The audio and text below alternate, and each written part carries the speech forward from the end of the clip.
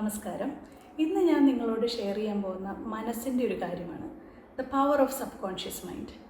പലരും എന്നോട് പരാതിയായിട്ട് പറയാറുണ്ട്, ഞാൻ എന്ത് ചെയ്താലും അത് ക്ലിക്കാവില്ല. അത് ബിസിനസ് ആയിക്കോട്ടെ, ഒരു വിദ്യാർത്ഥി എക്സാമിന് മുമ്പായിക്കോട്ടെ, എന്ത് ചെയ്താലും ഞാൻ അതിനകത്ത് സക്സസ് ആവാറില്ല. ഞാൻ എടുക്കുന്ന എഫേർട്ടിന് അനുസരിച്ച് എനിക്കതിൻ്റെ റിസൾട്ട് കിട്ടാറില്ല എന്നുള്ളൊരു പരാതി പറയാറുണ്ട്. അതുകൂടാതെ തന്നെ അവർക്ക് ഭാഗ്യമില്ല, അല്ലെങ്കിൽ പല പല ബ്ലോഗ്സ് മറ്റുള്ളവരുടെ ഇൻഫ്ലുവൻസ് കാരണമാണ് എനിക്കത് കിട്ടാത്തത് എന്നൊക്കെ ഇങ്ങനെ പല പല ഡൗട്ട്സും കൺഫ്യൂഷനുമായിട്ട് പലരും എന്നോട് അഭിപ്രായം പറയാറുണ്ട്. പക്ഷേ എനിക്ക് നിങ്ങളോട് പറയാനുള്ളൊരു കാര്യം, നമ്മൾ എന്ത് കാര്യം തുടങ്ങാനായിട്ട് ആഗ്രഹിക്കുന്നത്, എന്തൊരു സ്റ്റാർട്ടപ്പ് ആയിക്കോട്ടെ, എന്ത് കാര്യം, പുതിയ ഒരു കാര്യം നിങ്ങൾ തുടങ്ങാൻ ആഗ്രഹിക്കുമ്പോൾ നിങ്ങൾക്ക് ഏറ്റവും വേണ്ട ഒരു കാര്യമാണ് ബേണിംഗ് ഡിസയർ എന്നുള്ള ഈ വാക്ക്. അതിയായ നമ്മൾക്ക് അതിനകത്തേക്കുള്ള ഒരു ആവേശത്തോടു കൂടി, without any doubts and confusion നിങ്ങൾ ഇറങ്ങി തിരിച്ചാൽ തീർച്ചയായിട്ടും നിങ്ങൾക്ക് സക്സസ് കൈവരും.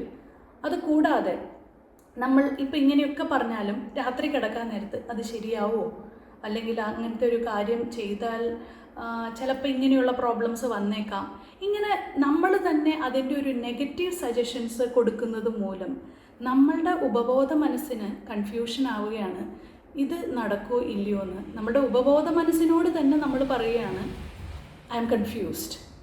അപ്പോൾ കൺഫ്യൂസ്ഡ് ആയ മനസ്സിൽ ഒരിക്കലും നല്ലൊരു റിസൾട്ട് ഉണ്ടാവുകയില്ല.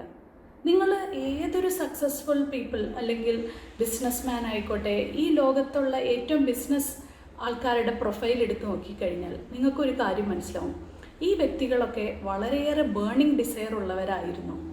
അതുകൂടാതെ അവരുടെ മന്ത്ര എന്ന് പറയുന്ന ആ ഒരു ഗോളിലേക്കുള്ളതും വിത്തൗട്ട് എനി കൺഫ്യൂഷൻസ് അല്ലെങ്കിൽ വിത്തൗട്ട് എനി ഫിയറാണ് ഇവരെല്ലാവരും സഞ്ചരിച്ചിരുന്നത്. അപ്പോൾ ഇനി നാളെ മുതൽ നിങ്ങൾ എന്ത് കാര്യം തുടങ്ങാൻ പോകുന്നതിന് മുമ്പായി നിങ്ങൾക്ക് കൺഫ്യൂഷനുള്ളൊരു കാര്യമാണോ, നിങ്ങൾക്ക് അറിയാവുന്ന ഒരു കാര്യമാണോ നിങ്ങൾ ചെയ്യാൻ പോകുന്നത് എന്നൊന്ന് ചിന്തിക്കുക. അതിനകത്ത് നിങ്ങൾക്കൊരു കൺഫ്യൂഷൻ ഉണ്ടെങ്കിൽ അത് ചെയ്യാതിരിക്കുക. നിങ്ങൾക്ക് 100% നിങ്ങളുടെ കഴിവിനെ നിങ്ങൾക്ക് വിശ്വാസമുണ്ടെങ്കിൽ, നിങ്ങൾക്ക് അതിനകത്ത് ഒരു ഭയവുമില്ലെങ്കിൽ, സാമ്പത്തിക അല്ല ഞാൻ പറയുന്നത്, നിങ്ങൾക്ക് ആ ഒരു പർട്ടിക്കുലർ കാര്യത്തിനോടുള്ള കോൺഫിഡൻസ് അതുണ്ടെങ്കിൽ തീർച്ചയായിട്ടും ബാക്കിയെല്ലാം നിങ്ങളുടെ കൂടെ തന്നെ ഉണ്ടാവും. ഒരു ശക്തിക്കും നിങ്ങളെ, ഈ യൂണിവേഴ്സൽ ഫോഴ്സ് നിങ്ങളുടെ കൂടെ തന്നെ ഉണ്ടാവും. വേറൊരു ശക്തിക്കും നിങ്ങളെ തോൽപ്പിക്കാൻ പറ്റില്ല. നിങ്ങൾ മനസ്സിലാക്കുന്ന ഈ നെഗറ്റീവ് ഫോഴ്സസ്, പുറത്തുനിന്നുള്ളത് എക്സ്റ്റേണൽ നെഗറ്റീവ് ഫോഴ്സസ് ആയിക്കോട്ടെ, അതെല്ലാം നിങ്ങളുടെ ഉള്ളിലെ തന്നെ മനസ്സിൻ്റെ ബ്ലോക്കുകളാണെന്ന് തിരിച്ചറിയുക. അപ്പം ഞാൻ നിങ്ങൾക്കൊരു ടെക്നിക്ക് പറഞ്ഞുതരാം.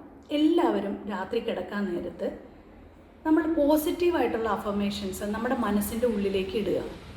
രാത്രി കിടക്കുന്ന സമയത്താണ് ഏറ്റവും കൂടുതൽ തോട്ട്സ് ഫിൽട്ടർ ചെയ്ത് നമ്മുടെ ബോധ മനസ്സിൽ നിന്ന് ഉപബോധ മനസ്സിലേക്ക് പോകുന്ന സമയം.